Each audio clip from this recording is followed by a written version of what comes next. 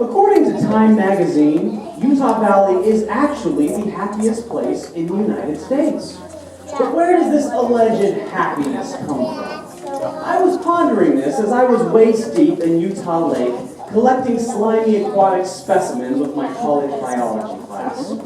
And as I was wondering this weird question and enduring this agony, suddenly this girl in all red sprung out of the water and drenched me.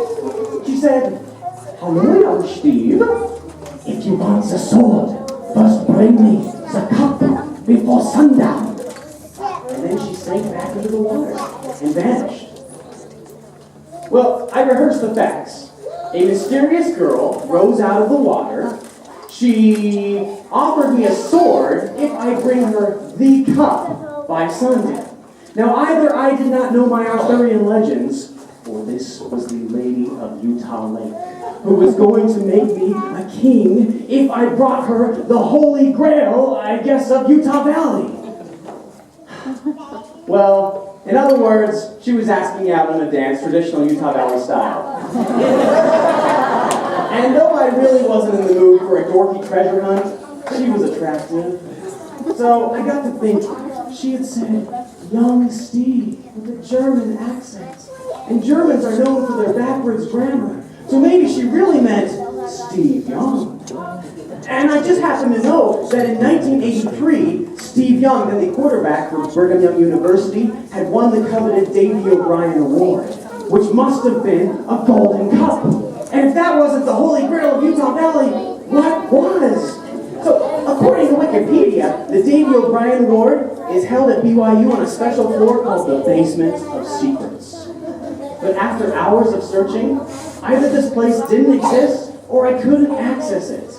So in my frustration, I happened upon the statue of Brigham Young. I looked into his eyes and said, "Brother Brigham, this is your university. Where's the Basement of Secrets?" Just then I jumped. I heard the sound of grinding gears, and I realized I was leaning on Brigham Young's cane, which was apparently a secret lever, because the next thing I knew, the statue coughed up this slip of paper, and it looked like it was 100 years old.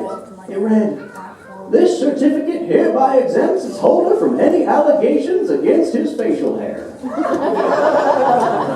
It was Brigham Young's beard card! Well, it's a well-known fact that beards are strictly forbidden on BYU campus unless you have a coveted beard card. With this, I could go anywhere. Thank you, Brother Brigham! I had the key, but where was the door? With only hours until sundown, I hiked to the top of the giant Y on the mountain so I could get a better look at the valley. And then I heard these shouts. Coming toward me was this army of students all in blue and holding pitchforks. I remembered then that BYU was playing U of U in football that night, and I was wearing a red t-shirt. So I ran for dear life. Now, if you've ever been up to the Y, you may have noticed the little green bunker off to the side. I think they built it there for students to protect them in times of intercollegial war. So I ran inside and slammed the door. And then, in the dim light, I saw what looked like a card swipe. It was a long shot, but I was desperate. So I swiped Brother Brigham's beard card. The next thing I knew, these buttons lit up right in front of me. -1, -2, B, and BS. Could it have been the Basement of Secrets? Well, I pounded the BS button, and suddenly the entire bunker sank into the earth.